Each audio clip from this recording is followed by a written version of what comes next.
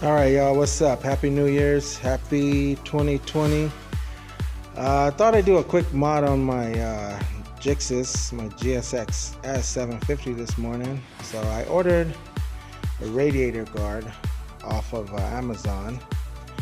Just wanted to show you guys it. There it is right there. Just installed that this morning.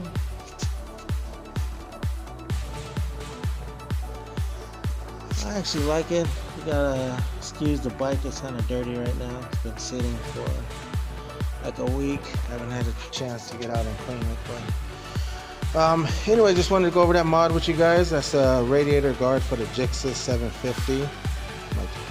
My GSX-S, not GSX-S, but my GSX-S 750. Alright.